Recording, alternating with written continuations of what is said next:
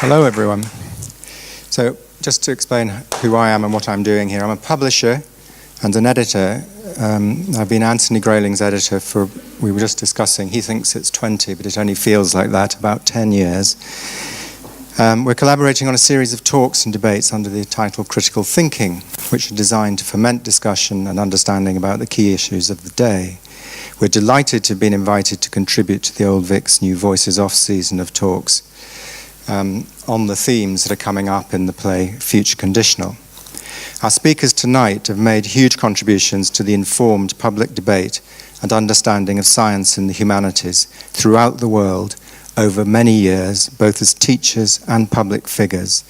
And therefore, as you will soon hear, they're ideally placed to discuss the theme of striking a balance between, let's say, science and the arts and humanities in the ideal education. I'm not going to rehearse every detail of their illustrious careers, but I will just point to a couple of things which are interesting. Richard Dawkins is best known as the author of The Selfish Gene, but he has made many, many television documentaries which have taken the public understanding of science to a new level. And he was the inaugural professor for public understanding of science at Oxford University, where his college is New College. And he's currently Professor of Science Literacy at the New College of the Humanities in London. Now, the New College of the Humanities has just had its first graduation year, and the master of that university is Anthony Grayling. He believes that philosophy should take an active and useful role in society, and to that end has been a regular contributor to radio, television programs, to festivals, and is the author of a great many books. And the two books that we're dealing with, or which are kind of going to give us a sort of way in tonight, are first Richard Dawkins' wonderful and entertaining new volume of memoir, Brief Candle in the Dark, which is full of terrific stories and asides that give the lay reader wonderful insights into science and the scientific method. And the other is Anthony Grayling's most recent collection of essays, which is called The Challenge of Things, Thinking Through Troubled Times. Now, in the heart of this book, there are a number of really substantial essays, but the one that will be the focus for tonight is called The Triumph of Science, in which Anthony sees science as a coadjutor of the human enterprise to understand our place in the world. So without more ado, I'm going to ask them to undertake what Richard calls in his book a mutual tutorial. And if you don't know what one of those is, I do recommend that you come down and buy a book at the end, because it's the idea of conversation as if education is leading out. This is conversation is leading on to something that we didn't know before, mutual understanding rather than adversarial debate. Thank you very much. Well, by mutual agreement, I'm going to kick off, if I may. It's going to be a discussion or a conversation because Richard and I agree about absolutely everything. And we've had great fun in the past being on the same side, along with people like the very lamented late Christopher Hitchens in debating people who take a different view of the universe from us. And this is something that we have talked about in the past, actually. I remember we did this very same thing before a big audience in Oxford, you may remember, some years ago, talking about the mutuality of science and the humanities. Both Richard and I are very firmly of the view that there is no competition or divide. Everybody's familiar, of course, with C.P. Snow's talk about the two cultures and the danger of the two cultures drifting even further apart. But actually, despite the fact that the sciences are now, especially in the more technical reaches of the biological sciences and cosmology and fundamental physics, for example, the technicality and the skills required and the background required sort of puts them out of the reach of most folk who don't get a training in the science. Nevertheless, with wonderful, articulate, eloquent expounders of what's happening in these sciences, and Richard is absolutely a paradigm of such, there is no excuse for any thoughtful person to be ignorant about what's happening in these areas of science. And I was very charmed to see Brian Cox saying that all those PPE graduates from Oxford and from my own college who go on to become prime ministers and so on really ought to have a jolly good solid dose of science education in the process. And at my own college, in fact, it's a requirement, and my college is a humanities college, but it's a requirement that all the undergraduates do a science literacy program so that they can have an intelligent understanding of what's happening in the major sciences, and Richard is a wonderful contributor to that. But I mean, my first question to you, Richard, is this. At the very beginning of this book, which by the way is a wonderful read, it's very cheerful, it's full of lovely anecdotes, it made me laugh out loud a number of times, it's really great. But you begin by saying that there is no question of a divide or a competition. You even use the phrase a third culture, which is where the two cultures come together. And you're a kind of exemplifier in a way, because you write so wonderfully well, about how science should be part of the equipment, part of the fabric of any intelligent person's view of the world. Third culture is John Brockman's phrase. Right, John Brockman is a literary agent. He wears a sort of guys and dolls gangster type hat, and publishers are all terrified of him. I don't think he carries a gun, but what he does really well is he's a kind of ambassador for science. He has a kind of online salon, which is called Edge, and he's got the best address book in America, and he doesn't only have many scientists in his online forum, his online salon. He has other intellectuals, historians, philosophers, scholars of literature, who all have something in common in that they are interested in science and concerned with science. But it is, as you say, it's a unifying of the two cultures. I should add to what you were saying, Anthony, it's not just the case that lay people sometimes have difficulty understanding science. Scientists have difficulty understanding other scientists. Mm-hmm. And I think, maybe I'm a bit of a voice crying in the wilderness, but I do think that scientists could be a bit better actually at communicating not just to lay people, which would be very nice, but to other scientists, which would be quite nice. I mean, a journal like Science or Nature is now well nigh incomprehensible to any but the specialists in the field concerned. One little anecdote, which, if you don't mind, sparked off by your saying we're not going to have a debate because we agree so much. That's how my mutual tutorial started, because it was originally with Steven Pinker, the great Canadian-American psychologist and linguist. And he and I had an encounter in a great big London theatre. I think there were 2,000 people there. And it went extremely well.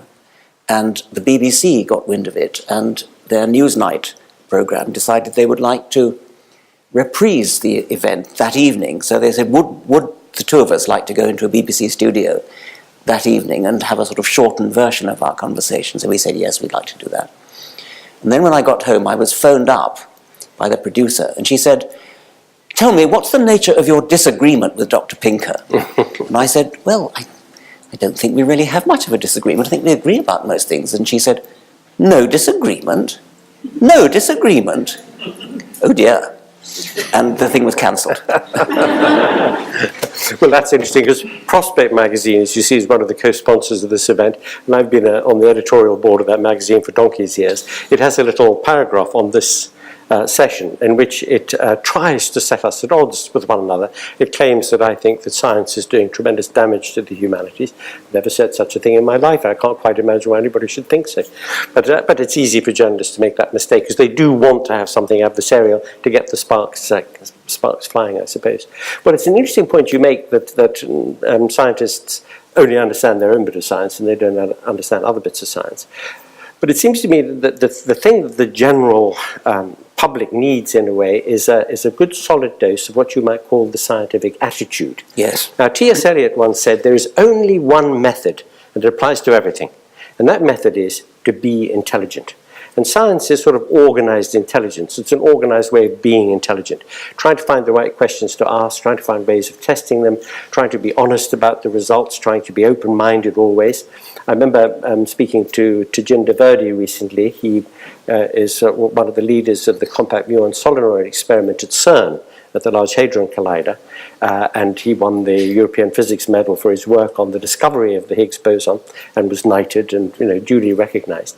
And I said to him, gosh, it must have been so exciting when you'd finally decided that you could make public the fact that you had identified this very important element of the standard model. And he said, yes, it was wonderful, but you know what? It would have been so much better if we hadn't found it, because then there would have been a whole lot of new science to do. We would have realized that we were wrong, and it would have been tremendously exciting.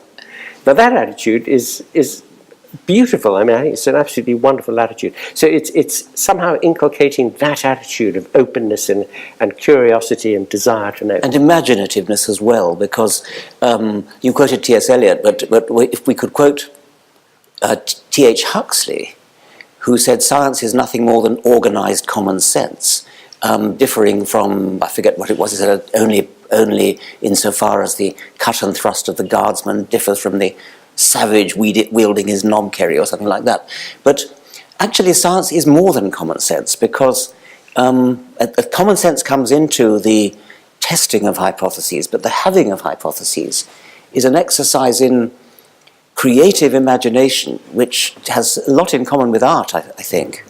And I mean, somebody like Einstein, who let his imagination flower and really got away from common sense. I mean, Einsteinian physics is highly counter to common sense. And it was by breaking away from T.H. Huxley's common sense that Einstein achieved what he did, and of course quantum theory even more so. Well, quantum theory is about as remote as you can get from common sense. I mean, the phenomena discussed by theoreticians of quantum mechanics are extraordinary and unintuitive, and probably indicative of the fact that nobody knows what they're talking about at that level of understanding.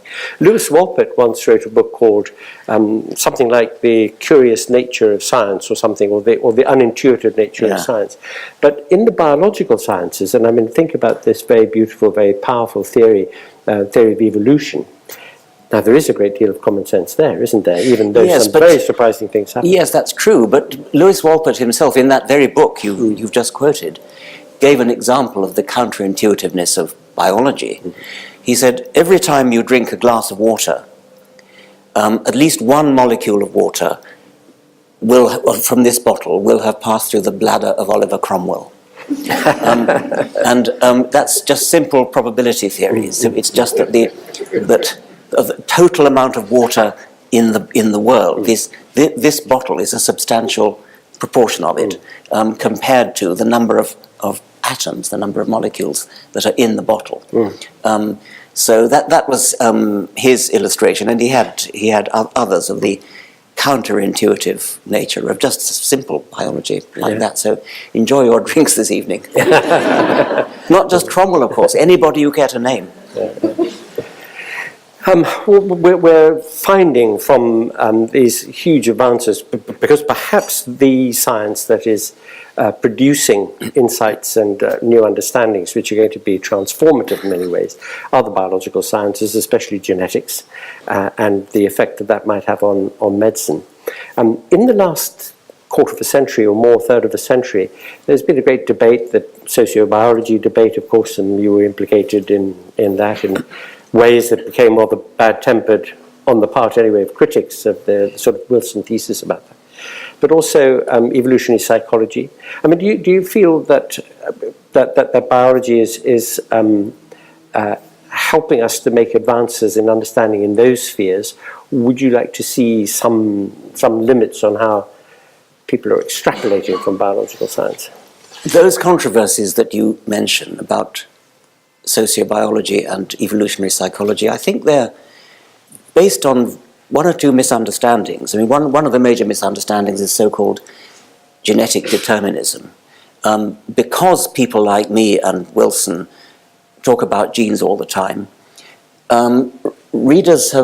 misreaders have run away with the idea that we are genetic determinists who think that we are somehow condemned by our genes to do things which we can't control, which we can't get out of. Genes for aggression, genes for being nasty, and that kind of thing. And that's a misunderstanding, because the only reason we talk about genes all the time is that we're evolutionists, we're Darwinians. And you can't do Darwinism without genes. Darwinian selection is the differential survival of genes. So if you're going to do a Darwinian analysis of anything you like, whether it's human behavior, animal behavior, in a Darwinian way, you've got to postulate genes for X, genes for Y, genes for Z. It only means that there's genetic variation in the population which is associated with phenotypic variation which might be subject to natural selection. It doesn't mean it's deterministic. It doesn't mean that the environment has no influence. It's just that you can't do your Darwinism without genes. Possibly an additional facet of the hostility towards these subjects like sociobiology, perhaps especially evolutionary psychology, could it be a kind of territorial dispute that social scientists fear that their territory is being muscled into? Have I got that completely no, wrong? I think you're right about it. I mean, if we push to the extreme, let's think about postmodern, versions of philosophy, continental philosophy. My old tutor at Oxford, Freddie Eyre, used to call woolly uplift, was his rather demeaning expression for it. But in that view, an important tenet of that view is that there are no grand narratives, there are no overarching theories that can explain everything, and that the sciences, particularly biological sciences, but also Whig versions of history and the view taken in analytic philosophy that there is a truth to be found about the conceptual schemes that we operate to understand the world, all of them converge on something close to the truth. And what the postmodernists wanted to say is that there's no such thing as truth. There are only lots and lots of different competing ways of thinking about things, different frameworks of interpretation, and they are all equally as good as one another. I remember being shocked, absolutely rigid, to hear a philosopher called Paul Feyerabend many years ago saying that on one view you could get the clouds to release their moisture by sowing them with silver iodide or something, and then another way of doing that was to dance around a totem pole and sing a song, and that these two ways were equally valid. I have met that, and it's exasperated me. I can easily see that for an anthropologist, for an ethnologist, you need, when you're going out into the field to study a culture, you need to immerse yourself in that culture and really, really think like the tribe that you're working with. You've really got to almost become one of them. And so, although they push that to the ridiculous extreme of actually saying that doing a rain dance is an equally valid way to get rain as the scientific way. And that's, of course, where you and I would part company with. I imagine we'd both agree that it's one of the things about a good anthropologist that they do immerse themselves so thoroughly in their culture. In a novel which one of my favourite novels, and I think it deserves to be more widely known, is Elspeth Huxley, Red Strangers. I think it's of Steinbeckian stature. It's set in the Kikuyu tribe in Africa, in Kenya, in the late 19th century, and then it's an epic. It's a sort of going through several generations up until not quite modern times, but nearly modern times. And she gets herself into the mindset of the Kikuyu, gets the reader into the mindset of the Kikuyu so thoroughly that when the white men arrive, and you see them arriving through the eyes of the Kikuyu, through Elspeth Huxley's skill, you, the reader, I, the reader, see my own people, the English, arriving in Kenya, and their absurd customs. I mean, they just don't understand the way the world is. Mm-hmm. And that really shook me in a way, because I felt, yes, this is what good anthropology is. Yeah. But it doesn't mean that you then say that it's just as valid as a scientific view of the world, and that is deeply pernicious, and I think it actually has been pernicious in university departments, not just in France, but in Britain and America as well. It has been, I think. But by the way, the female Anopheles mosquito is responsible for transmitting malaria in regions of Africa and elsewhere in the world.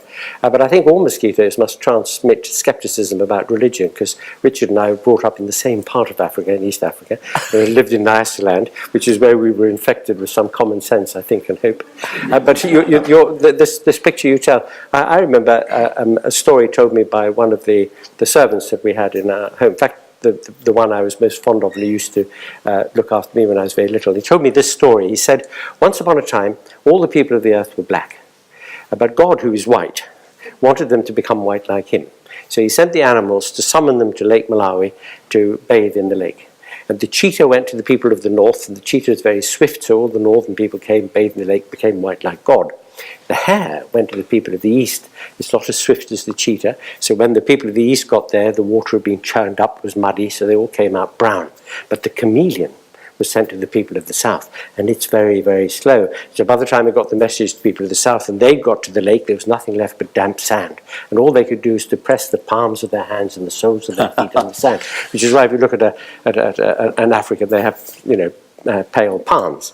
Well, this story told me when I was very small struck me as absolutely tragic. I was horrified that the missionaries had so far persuaded the local folk that God was white, that they'd come up with this heartbreaking story. Do you think that was the reason that the missionaries had? I would have thought so. How else would how could help that story? Well, there's a terrible. I mean, you know why Dr. Dolittle, who's a great favourite of mine in childhood, Dr. Dolittle is banned in quite a lot of libraries because of the politically incorrect episode when Prince Bumpo of the, I forget the name of the Jolly Jinky tribe, asks Dr. Dolittle to turn him white. Because he loves fairy stories, and he's got a fantasy about Sleeping Beauty, and he's terrified that being black, she wouldn't like him, and he gave her a kiss. Yeah. So that may be a missionary story as well. The missionaries did a great deal of harm, I'm afraid. Dr. Spooner, who was the warden of New College, or your own college in Oxford, once famously walking down Summertown with his wife, and he was passed by a woman in widow's weeds, and he tipped his hat to her. And his wife said, "Who's that?" And he said, "A very sad case. Her husband was eaten by missionaries in Africa," which is a typical Spoonerism. Anyway, back to our theme. So about science in education. One theme in the play that I think most of you are going to go and see tonight, I saw it last night, very much enjoyed. It deals with a lot of questions in education, but one theme that comes out of it is that what is key in education is good teaching. I mean, it seems obvious to say, but to reward good teaching, to invite people into teaching who are passionate about it and dedicated to it, who really want to make things clear and make people understand things. And it seems to me that the teaching of mathematics and science in schools is what we've all learned to say is an issue, I-S-H-O-O, an issue in the sense that because so many people are lost by the wayside, they don't get beyond GCSE maths as it might be, or they drop physics and chemistry. And this seems to me such a pity. And I can't believe that with really, really good dedicated teaching and finding different ways of introducing these subjects to people, the sheer fascination of science must surely keep people hooked. Would you agree? I'm genuinely uncertain about the right way to teach science, because I've met so many people saying that as adults they've now become enthusiastic about science through reading books. But at school they were turned off by it. Many of them mentioned the Bunsen burner. I'm not quite sure why, but the Bunsen burner seems to have been a great turn-off. And without wanting to concentrate on that, I think there is a difference between teaching science in a practical way, which almost all scientists pay lip service to as a good thing, and teaching it in an enthralling way, which would be Carl Sagan's approach, and I think my approach, it is important that we should educate a new generation of scientists, and the Bunsen burner way, I suppose, is important for that. But it's also important that we should educate people to have science as part of their culture, and for that they don't need to actually do practical science any more than to appreciate music. You need to actually play the violin or do five-finger exercises on the piano. Many a aspiring young musician is put off by the sheer drudgery of playing scales.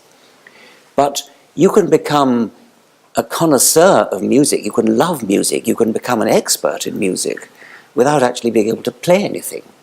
And I think the same is true with science, that you can read about science, you can see films about science, you can talk about science. You don't actually have to touch a test tube or a Bunsen burner or dissect a dogfish. And so I would like a sort of dual approach, that we do need to teach people how to do science, but also we need to enthrall and excite and entrance people in science. I couldn't agree more. Winston Churchill wrote a little book called My Early Life, I think it was. He talked about the fact that he was a complete disaster at school. I think he went to Harrow. Never got out of the first form because he could never pass in the exams. He was a complete dunce at school. And so he came up with this idea in his little memoir that children should be taught the 3 R's, and when they'd mastered them, they should be sent out to work in the fields. And then when they became really curious and wanted to know things, they would learn them far more quickly and much better than if they were, grad-grinded through school up until the age of 18. Well, a version of that, a modified version of that, might work in science.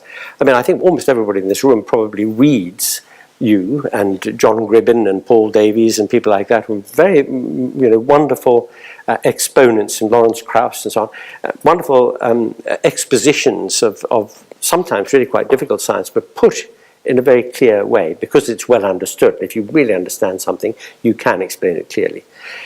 And without the equations and without the mathematics and without having to spend hours in the lab.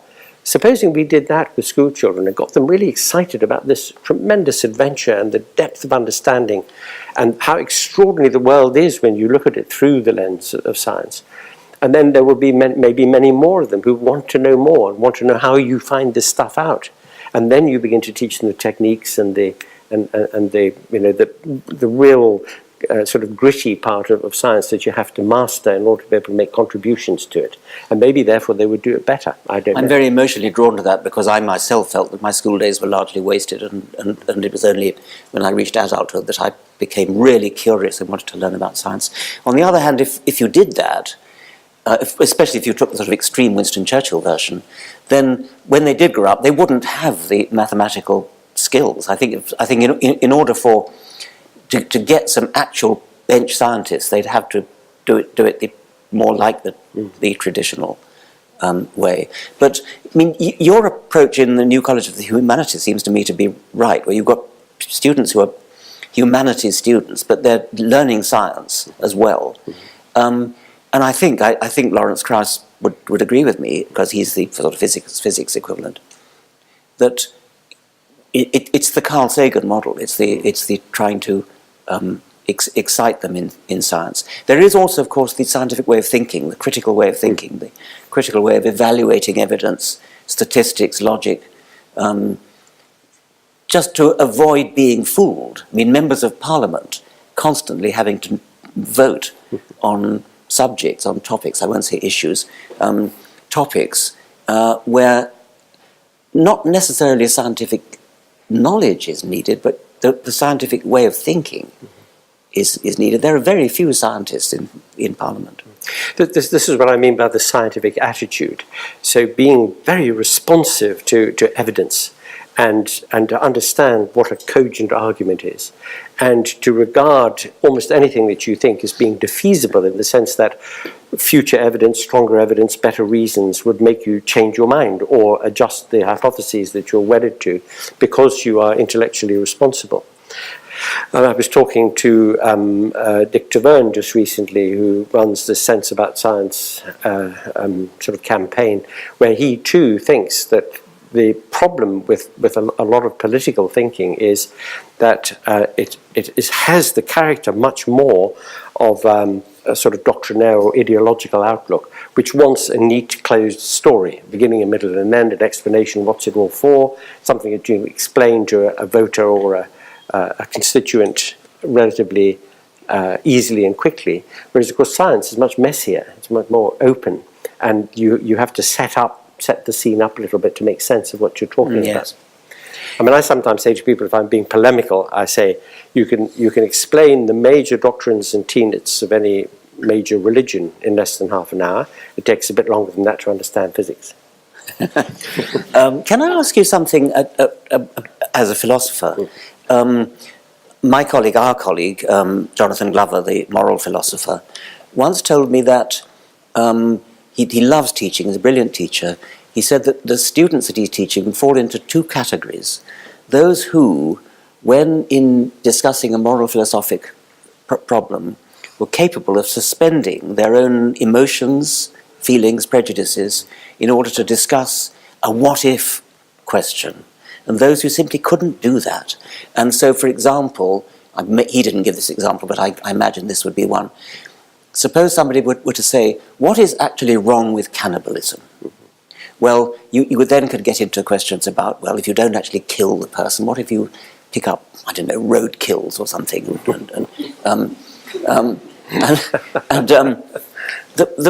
point is that in order to have a moral philosophical discussion, you've got to be prepared to open your mind to that. And you probably end up by saying, no, actually cannibalism is a very bad idea. But you've discussed it. And is it that, I mean, do you find the same thing, that there are some people who simply cannot have that kind of discussion because it arouses so many red flags, maybe even a yuck reaction? Well, I don't know whether you come across this fact, but in American universities now, especially with undergraduates, lecturers, professors, as they call them in America, have to give trigger warnings at the beginning of a lecture. Space, yeah. Now, you might be offended by this, or I'm going to say something which really upsets you. You can leave the room and go to a safe space. There's a safe space where if somebody challenges some assumption or belief that you have, you can go to a safe space. This is an absolute travesty, because I mean, university is a place where, you know, you've got to be challenged and you've got to suspend your What else is the university for? Yeah, absolutely. So there's the point. This part of the process, actually, of teaching in higher education, because think of the work done by that adjective. What's higher or advanced about higher education? Well, it's the fact that the emphasis in the educational process is moving from the acquisition of knowledge and skills to the understanding and interpretation and insight into that knowledge, making sense of it, knowing which bits of it really matter and how all the dots connect up. So you can become reflective about it. And that means having to be open to everything. I mean, open-mindedness is a great virtue in life in general, but certainly in any intellectual endeavor. It's true that you don't want to be so open-minded that your brains fall out. I mean, obviously, you've got to have some standards and be self-reflective about it. But what you talk about there, the emotional investment in some belief or some assumption that you hold, is an obstruction to being able to think about things more clearly and really make sense of them, no matter where you end up afterwards, even if you end up with your original belief. But you've got to be able to do it. One of the things that struck me in the chapter on the triumph of science in your book, The Challenge of Things, is when you were talking about modern physics and how mind-boggling it is, and you said one of the things it does for you is it impresses you with the power of the human intellect to actually. When I think of that in evolutionary terms, that here we are, we're African apes. I mean, we evolved to survive and reproduce as hunter-gatherers on the African plains. And yet, without any further genetic change, probably, we are capable, some of us at least, not me, but some of us are capable of understanding the Higgs boson and quantum theory and relativity and things like that.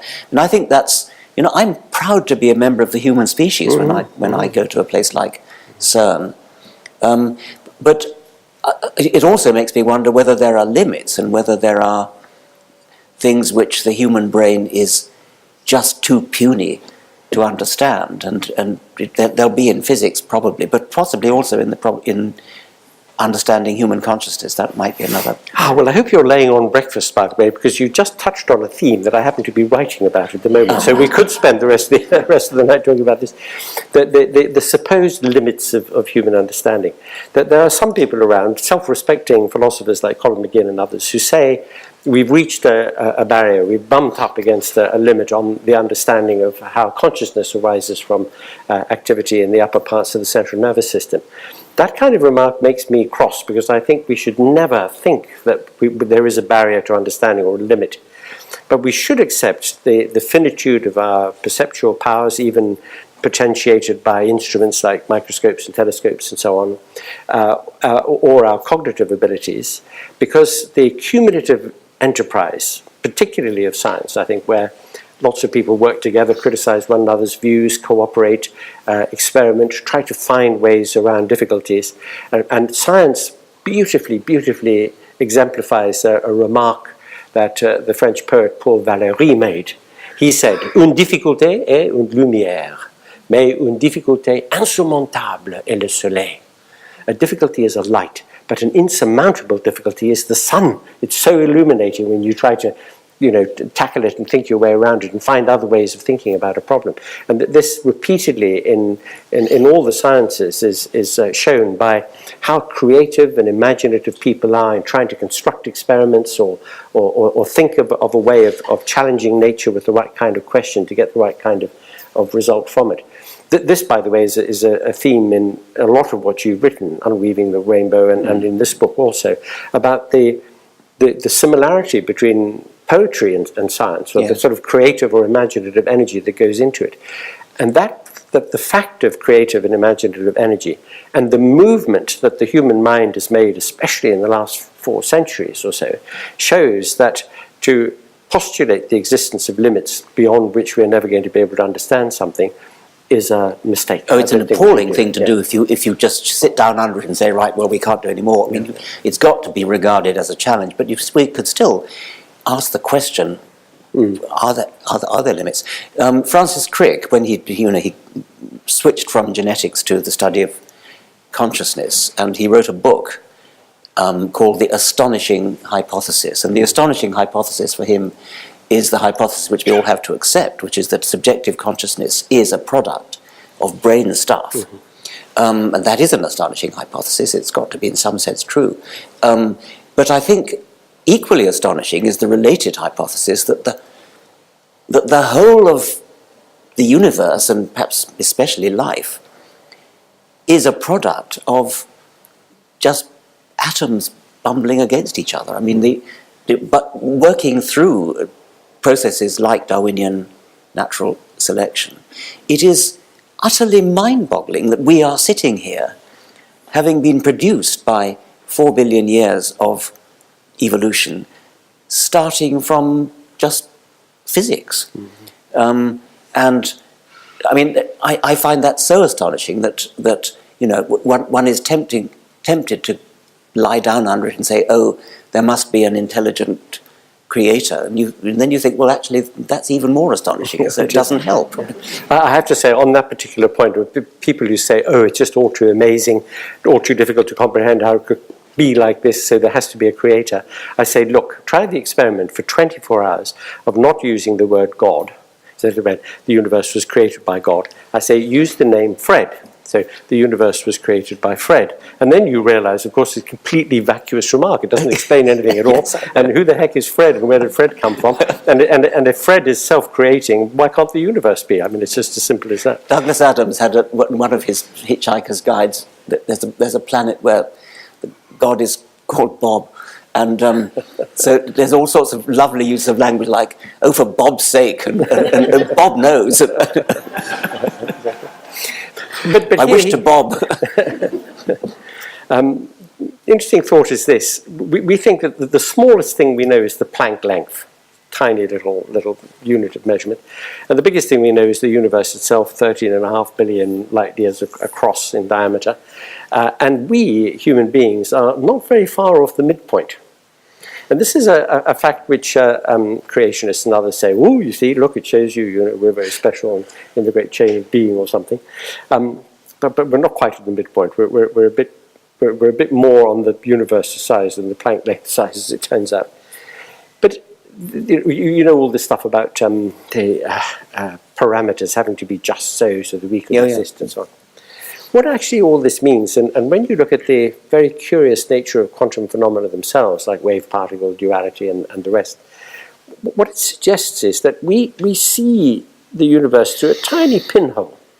And so when we think about the smallest and the largest, it's actually a result of how far we've got so far in making sense of the small and the large. There may be things that are vastly smaller, like strings, for example, in string theory, or vastly larger, like many universes, of which this is just one. And so it might be just the contingent limitations on how much currently we're able to imagine or to see. And this has to be the case, given that in the last decade or so we've become more and more conscious of the fact that the visible universe is only about 15% of the universe. And there are all these mysterious things like dark matter and dark energy which make the universe speed up in its expansion. So what we are doing, the more we know, quite literally, this is a Rumsfeldian point, the more we know we don't know, the more mysterious and interesting the universe becomes. And my friend I quoted earlier, Tejinder, in consequence is absolutely delighted, because the more work there is to do, the happier he is. I think I'd be equally happy if physicists said, right, we've finished now. I'd enjoy. I mean, I find both prospects equally exciting. Yeah. But you know, there's always something beyond the hill you climbed, or you reached the summit. It was Ludwig Boltzmann, wasn't it, who at the end of the 19th century thought that physics was finished, and all we needed now was one or two little adjustments. He killed himself. He did. So maybe you shouldn't be happy about that. Yeah. Okay, well, I am very sorry, but we have come to the end of our hour, so I'm going to hand the microphone back to Kate Varra. And what a joy and a treat. Thank you very much, both to Richard Dawkins and Anthony Grayling, for what felt like a journey from good teaching to the importance of open-minded, critical thinking and imagination. Just extraordinary, and a real delight to start off our series of conversations rather than debates like that. I don't think anyone's going to look the same at Bunsen burners, Dr. Dolittle, roadkill, donuts again. So not only do we have your books to read, we also now have a book club suggestion of Elspeth Huxley to take with us tonight. So it really was a pleasure and a treat. So thank you very much. I'd also just like to thank Prospect, who are co-sponsoring this evening, and to Critical Thinking, Bill and Anthony, for devising and inspiring tonight's entertainment for us. So thank you very much. The only other thing I'd like to say, apart from the book signing and Penny, is that we do open at 8 a.m. for breakfast. So to Anthony's point, do stick around. Thank you.